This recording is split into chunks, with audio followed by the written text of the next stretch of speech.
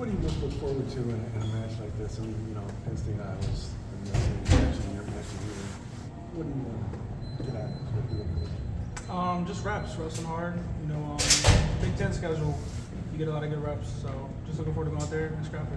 Nothing too crazy. Do you embrace? I've actually never been to Carver Hawkeye, so I can't really say.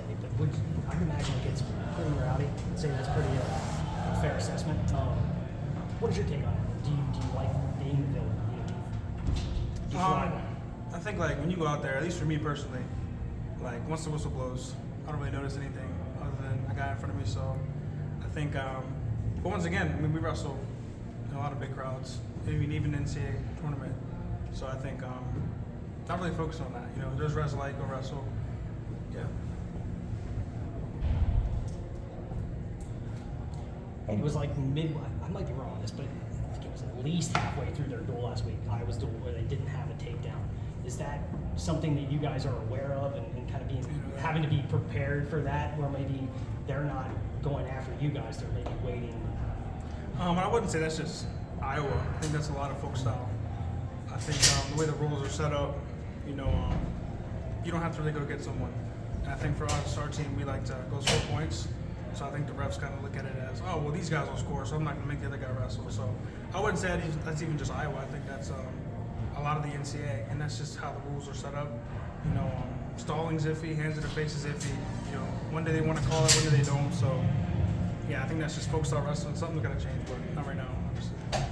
Hey, you got 2 duels coming up in about 4 days this weekend. What kind of extra preparation goes into that quick turnaround between matches? Yeah, just making sure I get weight's good. So after Friday night match, not getting too hectic with the food, but and then just resting, listen to my body. So it is a quick turnaround, but it's kind of like tournaments, back to back. Does anything about being up at 97 feel different at this point of the season compared to where you were before this year? I know you felt really comfortable there, but now with this many months in, this many matches in, how does 97 feel for you? And what is your process to get there and stand? Yeah, it feels good. I think it's all like trial and error. So obviously, 3 years at 184.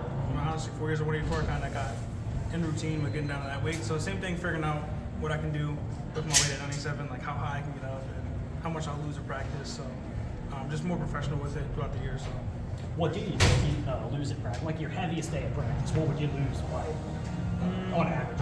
I can lose 6 pounds, shorts and t-shirt. Okay. So 6-7 pounds.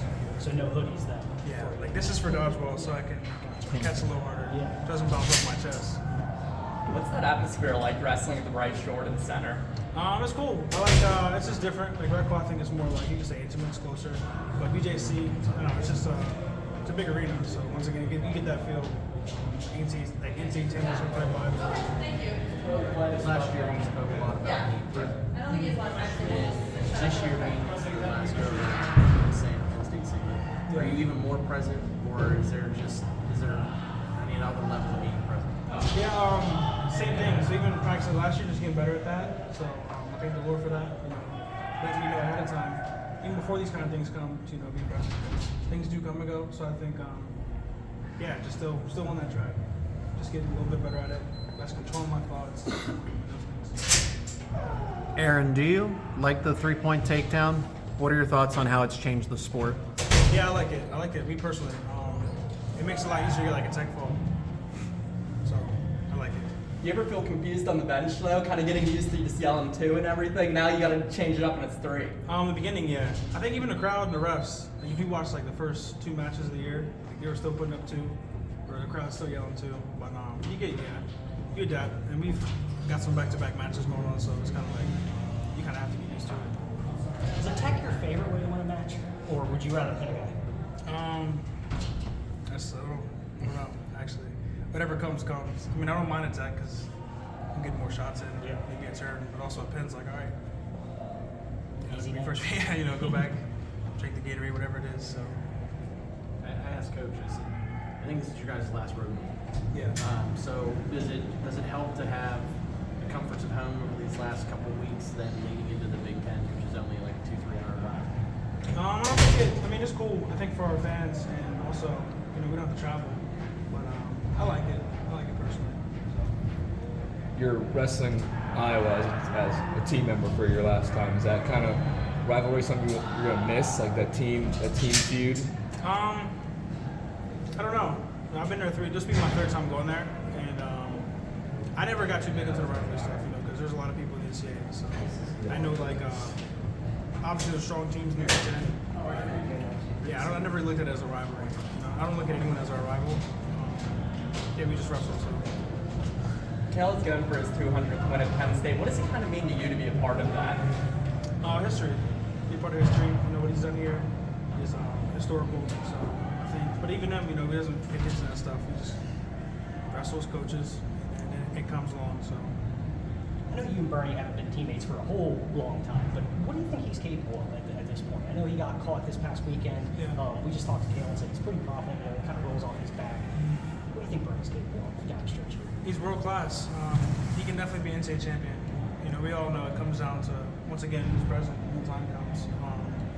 You look at the NCAA tournament, right? Because that's the final stretch, folk style-wise, right? We've seen a lot of crazy stuff happen, and even last week we know crazy things happen in wrestling. So I think whoever's present, so he is world class, 100%. So just keeping his mind controlled and whatnot, and what God has for him is his. We don't see him a whole lot, obviously, other than when you guys are in a duel or a tournament. What is the craziest thing you've seen him do on that? He's got some good leg defense, but his shots are so quick.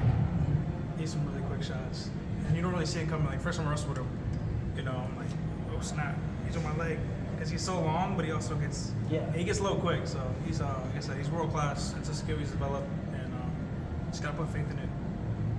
Aaron, what's impressed you the most about Mitchell to this point in the season? Are you excited to see him go into a top 10 matchup on Friday? Yeah, the thing about Mitchell, I think, is just he's coachable, and he's curious. And I think he's asking questions to everyone. Sometimes we're in the circle, he's asking 5 questions, and but I think that's what makes him great. That's why he keeps evolving. So I think that's the thing. People are strong, fast, athletic, skilled, but not many want to add on to that. He wants to add on, so he asks a lot of questions. Does he try to pick your brain a lot? Yeah, and likewise. And what's the best advice do you think you've given him? Well, I know we're just first coming in, right? Don't feel like you have to exceed the expectations. There's no expectations, no expectations in wrestling. You go out there with expectations, and they're not met, or you could find yourself in the 3rd period gassing because you're like, I should be up 6 points on this guy.